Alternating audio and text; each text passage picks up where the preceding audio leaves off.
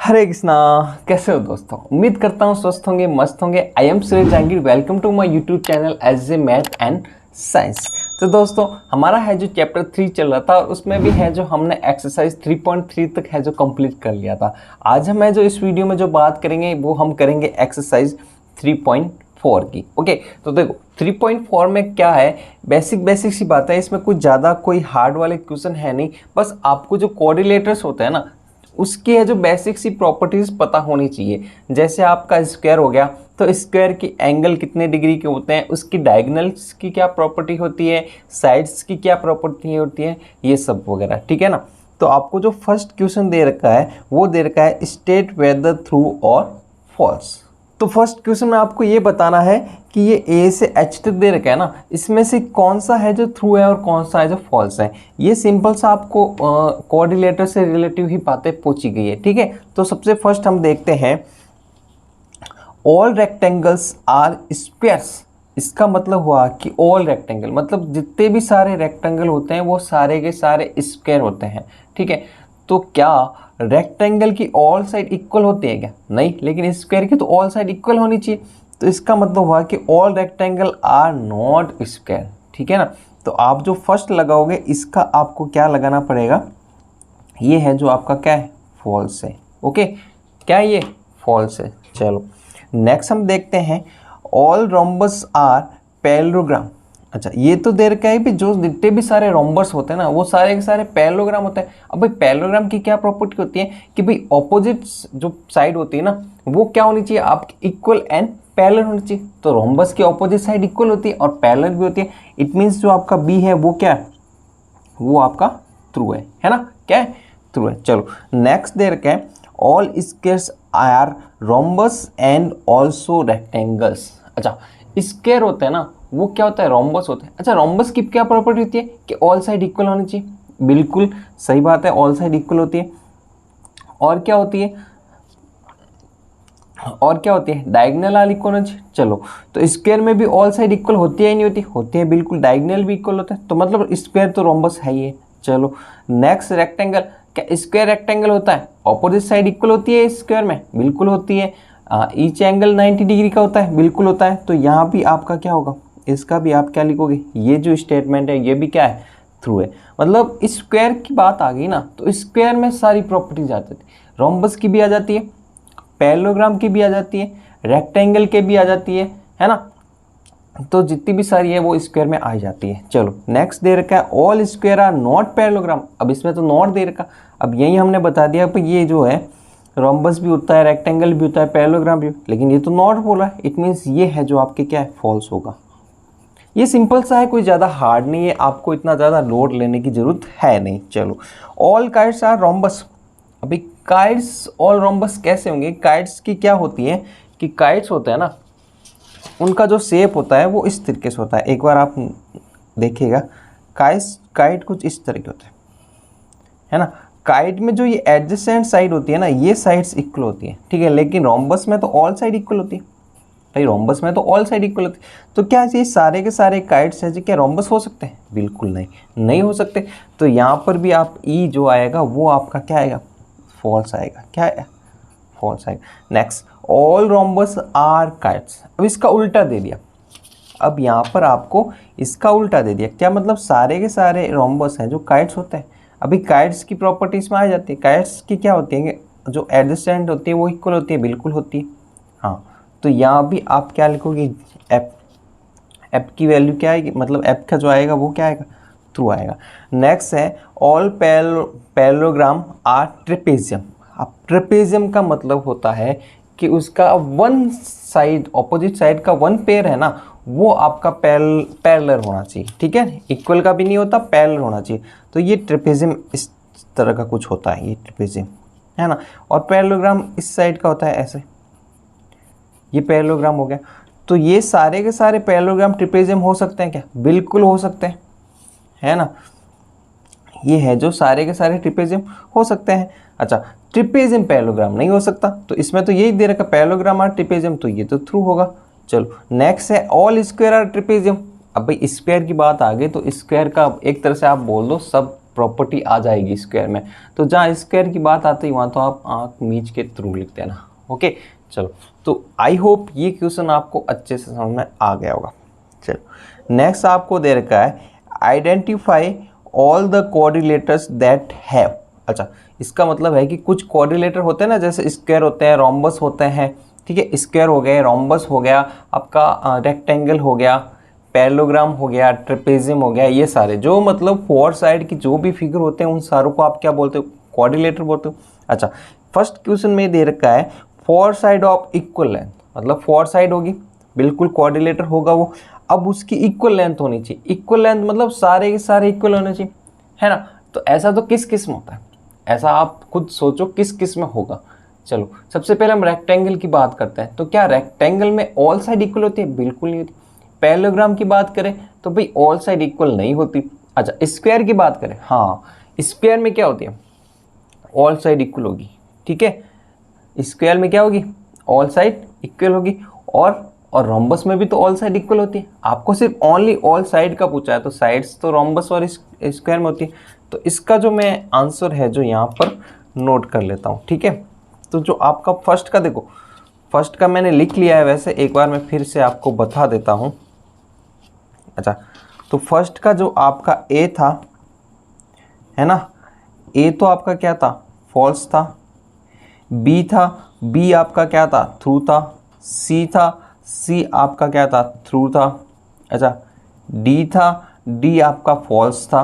और अच्छा, ई था, ई था, ई आपका फॉल्स था।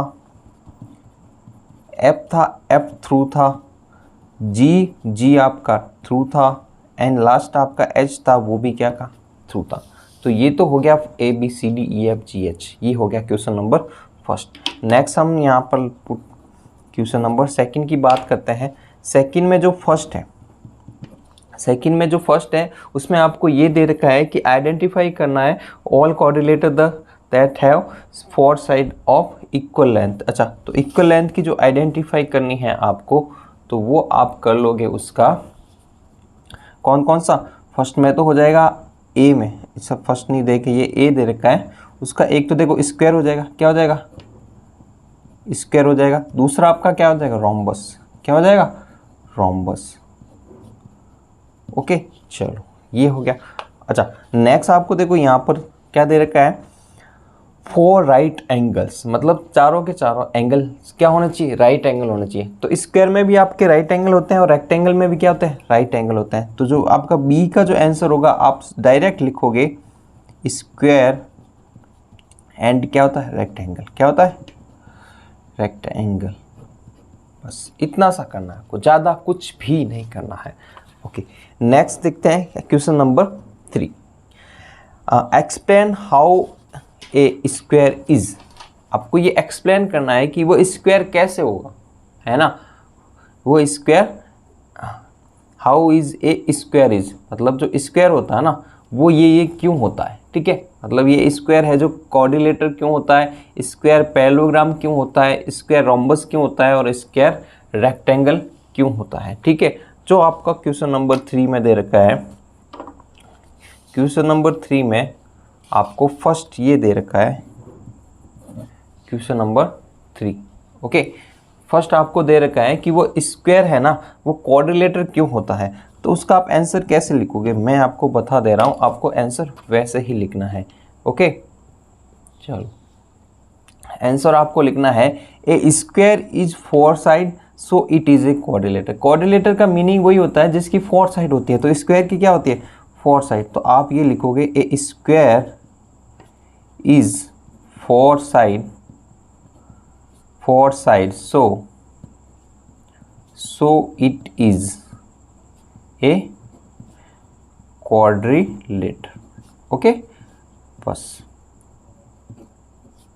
ये हो गया फर्स्ट का। सेकंड आपको दे रखा है कि भाई जो स्क्वायर होता है वो पैरेललोग्राम क्यों होता है। पैरेललोग्राम का मतलब होता है कि उसके जो ऑल साइड होते हैं ना, फोर साइड, वो होनी चाहिए, क्या होनी चाहिए, ऑपोजिट साइड पैरेलल होनी चाहिए, वो होता है पैरेललोग्राम। तो आपको पता है ए स्क्वायर इज ए, इसका आप जो आंसर लिखोगे वो क्या लिखोगे, ए स्क्वायर इज, अच्छा square has square has its opposite sides parallel, क्या होती है? पैरेलल, मतलब ऑपोजिट साइड पैरेलल होती है। सो इट इज ए पैरेललोग्राम, क्या होती है? पैरेललोग्राम। ओके, समझ में आया ना? ये जो क्वेश्चन है आपको ये बताना है कि स्क्वायर की है ना कोऑर्डिनेटर भी होता है, पैरेललोग्राम भी होता है, रोम्बस भी होता है, सब होता है स्क्वायर, लेकिन होता क्यों है उसका आपको रीजन लिखना है। तो भाई ये कोऑर्डिनेटर तो होता है क्योंकि फोर साइड होती है स्क्वायर की। अच्छा, पैरेलल क्यों होता है कि अपोजिट साइड इक्वल होती है, अपोजिट साइड इक्वल भी होती है और जो पैरेलल होती है, दोनों प्रॉपर्टीज आप लिख सकते हो। थर्ड आपका पूछा है कि भाई जो स्क्वायर होता है ना वो रोम्बस क्यों होता है। रोम्बस का मतलब होता है कि जो ऑल साइड इक्वल होती है ना वो होता है रोम्बस। तो इसका जो आंसर लिखोगे आप लिखोगे a square is a parallelogram, है ना। पैरेललोग्राम तो होता है जो आपने अभी ये बताया था, parallelogram with all four side, अब फोर साइड इक्वल होती है और four side equal, so it is a rhombus, so it is a rhombus. अच्छा, समझ में तो आ रहा है ना, है ना, कोई इतना ज़्यादा हार्ड वाला बात है नहीं। चलो नेक्स्ट आपका दे रखा है कि जो स्क्वायर होता है ना वो रेक्टेंगल क्यों होता है। अच्छा, रेक्टेंगल में क्या होता है, ऑपोजिट साइड इक्वल होती है, तो स्क्वायर में भी तो यही होता है। तो फोर्थ में आप ये लिख दोगे a square is a parallelogram, is a parallelogram with, अच्छा, each angle a right angle, so it is a rectangle. Okay, तो ये हो गया आपका क्वेश्चन नंबर 3। तो ये आपको बताना था कि भाई स्क्वायर है जो कोऑर्डिनेटर क्यों होता है, पैरेललोग्राम क्यों होता है, रोम्बस क्यों होता है और रेक्टेंगल क्यों होता है। ठीक है, चलो अब हम आते हैं क्वेश्चन नंबर 4 पे। तो क्वेश्चन नंबर 4 में आपको दे रखा है name the coordinators whose diagonals, मतलब आपको वो सारे कोऑर्डिनेटर्स के नेम लिखने हैं जिसके डायगोनल्स क्या है। फर्स्ट आपको दे रखा है बाइसेक्ट ईच अदर, मतलब जिसके डायगोनल आपस में बाइसेक्ट करते हैं उनको आप कौन कौन से कोऑर्डिनेटर होते हैं वो।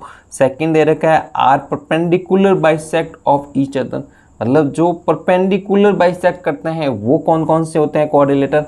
और आर इक्वल, मतलब जिसके डायगोनल है जो इक्वल होते हैं वो कौन कौन से होते हैं। चलो, तो इसके आंसर भी आपको जैसा है थर्ड वाले का डायरेक्ट आंसर लिखा था वैसे वैसे डायरेक्ट आंसर लिखना है। तो मैं यहाँ पर कर रहा हूँ क्वेश्चन नंबर 4 और उसका जो सॉल्यूशन है ना, फर्स्ट का क्या दे रखा होगा आपको, कौन कौन से कोऑर्डिनेटर हैं जिसके है जो डायगोनल है जो बाइसेक्ट करते हैं। ठीक है, तो वो आपके फर्स्ट तो आपके होता है पैरेललोग्राम, क्या होता है, पैरेललोग्राम। ओके, और क्या होता है, रोम्बस, क्या होता है, रोम्बस। और क्या होता है, और स्क्वायर भी होता है। अच्छा, और क्या होता है, और रेक्टेंगल होता है ना। इसके अलावा ट्रेपेजियम होता है, ट्रेपेजियम का आपका देखो बाइसेक्ट नहीं करता है, बाकी कोई रहा ही नहीं कोऑर्डिनेटर।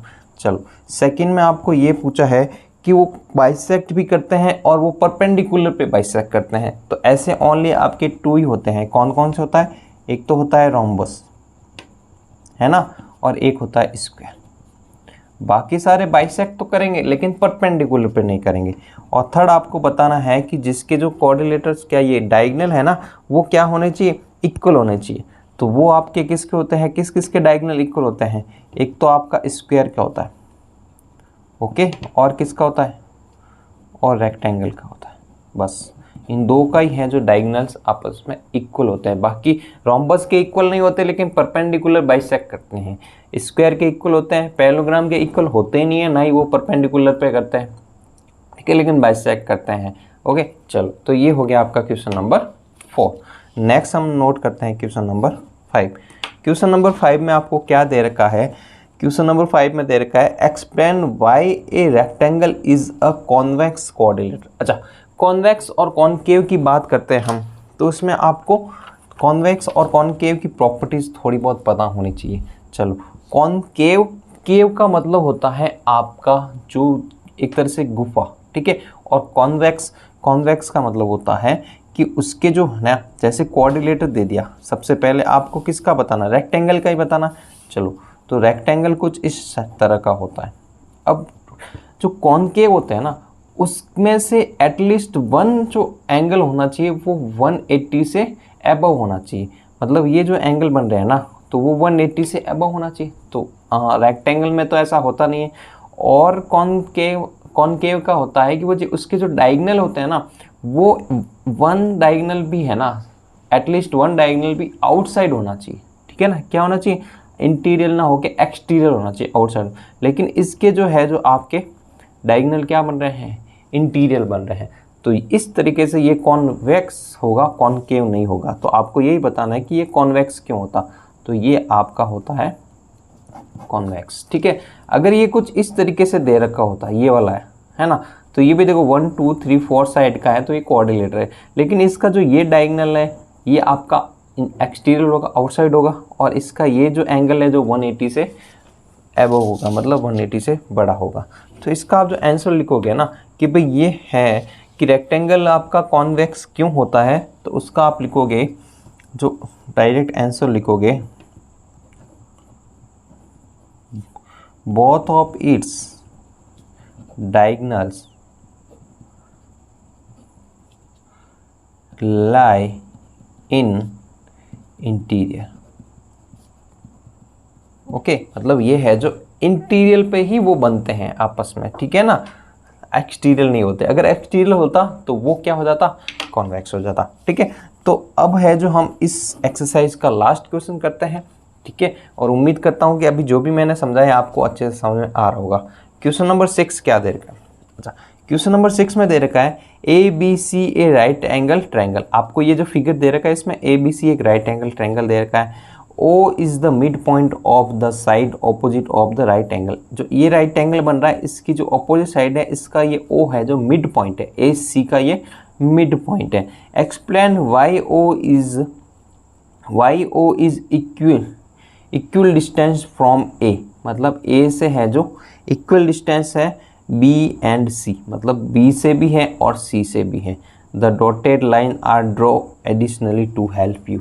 ये है जो आपको हेल्प के लिए डॉटेड लाइन है जो ड्रॉ की गई।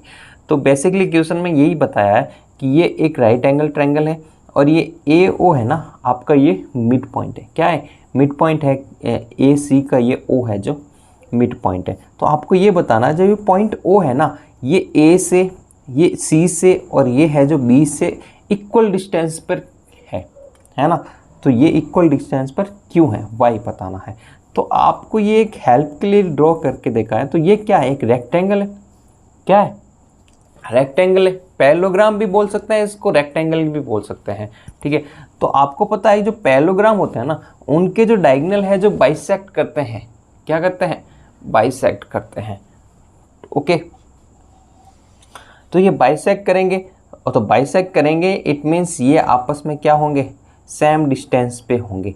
तो यहाँ से ये है जो सेम डिस्टेंस पे होगा, ये सेम डिस्टेंस पे होगा, ठीक है। और यहाँ से ये होगा और यहाँ से ये होगा, क्या होगा?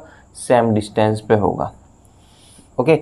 तो इसका जो आप डायरेक्ट आंसर लिखोगे वो आप ये लिखोगे, जो मैं फिगर बना देता हूँ एक बार। आपका ये फिगर बना दिया मैंने इस तरीके से, ठीक है। ये आपका एडिशनल फिगर हो गया, ये डी पॉइंट हो गया, ये ओ पॉइंट हो गया, ये आपका डायगोनल हो गया, ओके। ये ए है, ये बी है, ये सी है, और ये टी हो गया। चलो, इसका आप लिखोगे ए डी। जो साइड ए डी है ना, वो पैरेलल है किसके? ये ए डी, ये किसके पैरेलल है? बी सी के पैरेलल है। तो ये हो गया बी सी के। एंड ए बी वो पैरेलल है, वो किसके हैं? किसके हैं? ये डी सी के हैं। ये ए डी है वो बी सी के और ए बी है जो डी सी के हैं, बी सी और डी सी के हैं। तो ये इसका मतलब ये क्या हो गया, सो इन, ये पैरेललोग्राम हो गया, so in parallelogram A B C D, ये जो है जो पैरेललोग्राम हो गया, and the mid point of